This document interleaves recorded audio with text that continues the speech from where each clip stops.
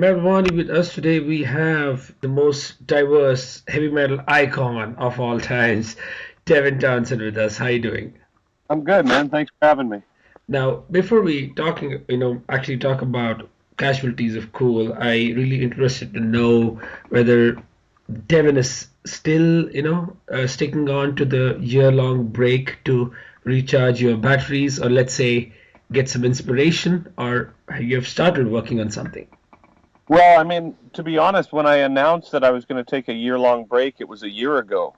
Right. So I'm officially finished it now and back to work, and it did me really well. I think time flies quickly too. A True. year. It's like you think that it's going to be an extensive break, but really it flew by, and now I'm working again. But it served me well because it allowed me to recalibrate my process and to sort of take stock of the ways in which things were frustrating the last time around, and to really be proactive to not repeat those things. And I'm in a good place now. That's amazing. So we can now talk about Casualties. It's pretty surprising because the album was basically a crowd-funded effort. Now we know that Devin Townsend fans are spoiled for choice. That in the last few years, I mean, you have released a multitude of albums, different styles, different directions. However, they all come from the same mind. Now, Yeah. this was originally meant to be part of, Devin Townsend's project series, but I think it was later morphed into, let's say, an entity of its own. Yeah. Yeah, Well, I mean, I think it's like I've talked to people in the past who've done interviews, or even people casually who pay attention to what I do, that I found people are confused as to why I have so many different projects. right. So some people have gone as far as saying, "Well, you seem like you're schizophrenic or you have multiple personalities." But to be honest, when I think about a day in normal life, any life, your life, my son's life, my wife's life, there's so many different moments in one single day that to do one style of music to the exclusion of all others is the equivalent of eating the same thing for breakfast, lunch, and dinner for years on end. You just get sick of it after a while. Right. And to be the reason why my projects tend to move so drastically between styles is my nature is so obsessive when I work that when I'm finished a project, I have zero desire to repeat that. And by following the muse where it leads, it more often than not leads to something that is opposite to whatever that last thing was. So it's Right. a very natural process for me, in my opinion. That's cool because this album, like I would say, it reflects obviously the complete departure from anything metal, but you have again proved that you can play in absolutely any style. Well, So I mean, I appreciate that, but I'm certainly not doing it to try and prove anything. In fact, it's almost when an idea like this starts to appear to me and starts to become a compulsion, right. my first thought is just like, oh God, now I'm going to have to explain this to people. Right.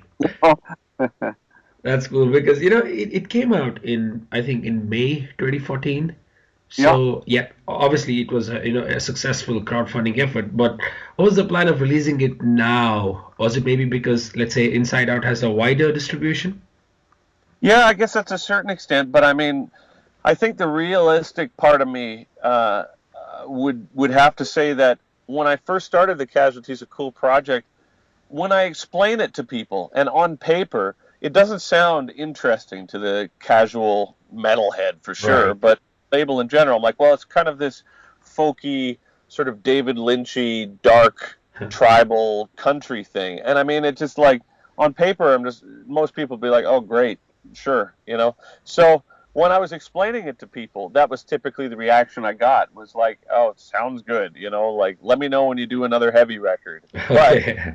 when I finished it and when I put it out, and then when people actually heard it and realized that not only was it something that is really good, in my opinion at least, but it's something that I put a ton of effort and passion into, I Hmm. think at that point it was much easier to sort of put the pieces together and say, this is something that perhaps a broader array of people would enjoy. Right. And my hope is that they do, but again, I'm not trying to be provocative. I'm not trying to shove these different things down people's throats. It's just I feel like to not follow my compulsions in the directions that they point to is really just incredibly unhealthy for me. So I do. I can totally understand because, like you said, it's got that, let's say, more like an ambient, atmospheric country kind of blues rock album, which Yeah, obviously has a story about a traveler that is basically lured to a sentient planet and then which feeds on travelers' fares. So you obviously, perfectly captured the atmosphere, and also your fascination for planets and sci-fi activities will never end, right? there's probably a good point. Now, one thing I wanted to be clear about is, as much as I have these themes that I express when a record comes out, like the theme for Casualties or whatever, Hmm.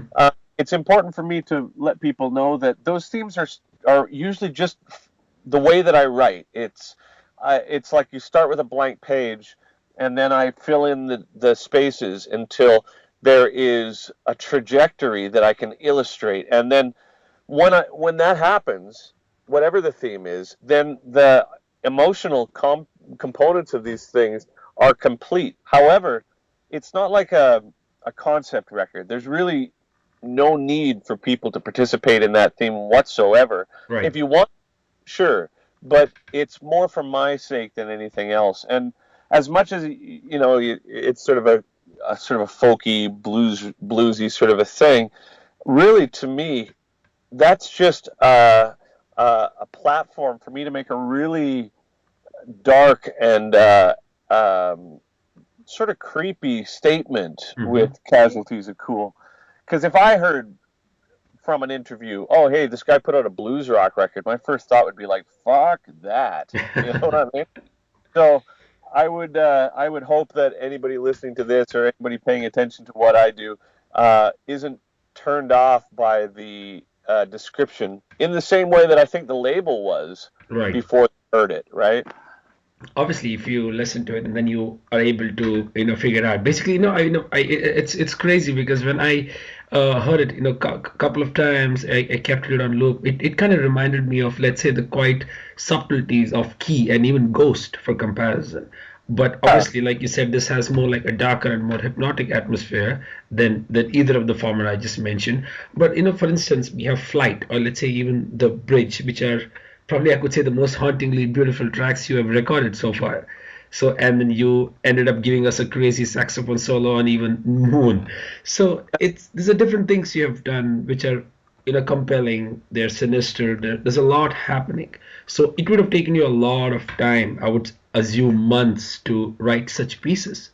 Years, actually. It was, and I think a lot of the reason why it took so long is I didn't rush it. I mean, everything in my world is so much, not pressure, that's not the right word, but there's so many deadlines and there's so much productivity in order to go into funding salaries for the band and making this sort of weird progressive heavy metal or whatever that I'm typically known for. I mean, it's not a lucrative genre, so I have to produce a lot. So to have a project like Casualties of Cool, that there was no guideline, there was no deadline, there was no parameters, and there was no rush, resulted in something like this. And I mean, you say you're in India. Which part of India are you in? Bangalore.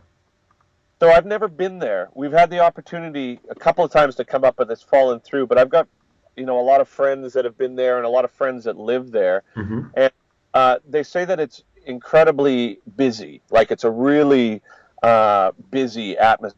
There's True. just a lot of humans, right? I think that a lot of what Casualties of Cool was written about was uh, isolated spaces. Okay. While I was writing it, I found myself in places without people at all, and with a lot of times at night, like Hmm. dark places, a lot of shadows, the full moon, but with nobody, no sound, no people, nothing, right? Hmm. And that's what I was trying to capture with this record, was that sense of, like, it's sinister, like you say, but without it being overtly trying to be evil or trying to put across any negative sentiment. It's just Right. that element of the unknown that comes from night and isolation, that the sort of sparseness and the sort of the instrumentation of a record like Casualties is just really comforting for me to listen to quietly, to listen to in the middle of the night, to listen to when there's no sound. Yeah, So peacefully. yeah, peacefully, and it's a very uncomfortable, comfortable record, you know? It's totally different. It takes some time for let's say a real metalhead to grow, like you say. So that, but that's pretty much it, because let's say even the chemistry between you and Dorwell is I would say faultless. Obviously with a lot of ambience, a lot of I generally feel it's more like rocking acoustic riffs that basically culminates into an experience that is soothing and catchy as well. But Yeah, yeah. that's a trick here, that you keep fans or the listeners fixed right from the first note till the end. Well, I So that appreciate must have that. been an amazing experience with managing that and also working with Dorwell as well. Well, I mean, I appreciate it. That's a very, very kind compliment. But I think a lot of the reason why that happens is just because I'm not doing things that I don't want to do. Right. You know, when I'm making a record like Casualties or Key or Ghost or Deconstruction or Diltoid or Strapping or whatever it is, it's because that's what I feel the need to do. And I mean, it's a real need.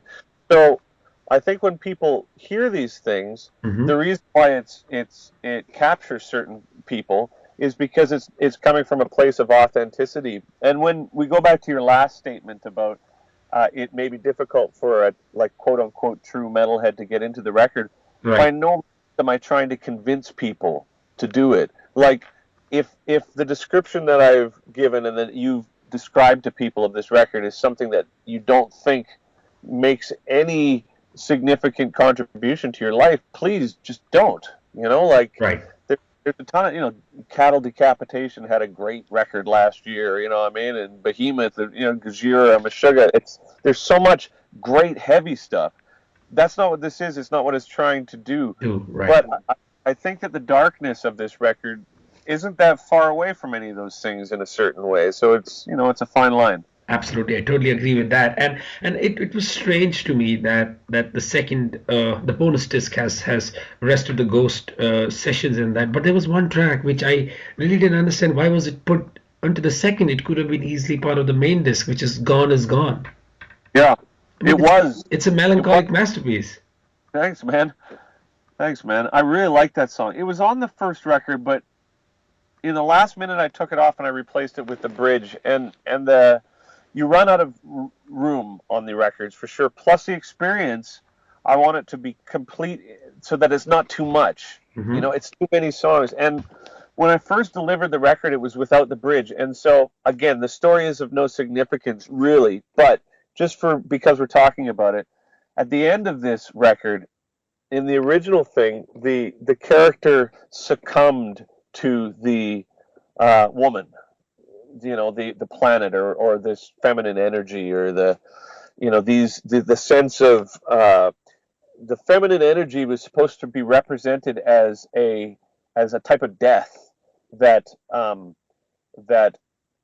by succumbing to it, the character, neither of them get what they want because it's like a self-fulfilling prophecy where the woman uh, gets to feed, but she ultimately has to keep searching for someone who's going to be strong enough to to deny her, Right. and the male gets what he wants by succumbing to it, but it's ultimately just this martyr thing, and so neither of them are happy. So I was sitting there listening to it, and I thought, no, the whole point of this record, the whole point of this state of my life and my existence is that presented with that sort of temptation, Hmm. the character builds a bridge out of the bones of the men who had failed before him. Right. And so the bridge, which is sort of an anomaly on the record because it's theatrical and really choral, is supposed to represent a type of epiphany where he doesn't. He escapes, and then neither of them get what they want, what they Hmm. came into it for, but they're both sort of released, and that was so. At that point, something had to go, and it was unfortunately Gone is Gone. Ah, okay. So basically, it was the continuity which had to be maintained, and Gone is Gone was, let's say, not fitting into that. I think a lot of making a record for me, and this is why the themes are so important to me, Right. Right. and it doesn't matter really to the listening experience, but it's important to me because the continuity of the record depends on it being airtight in my own mind, you know? So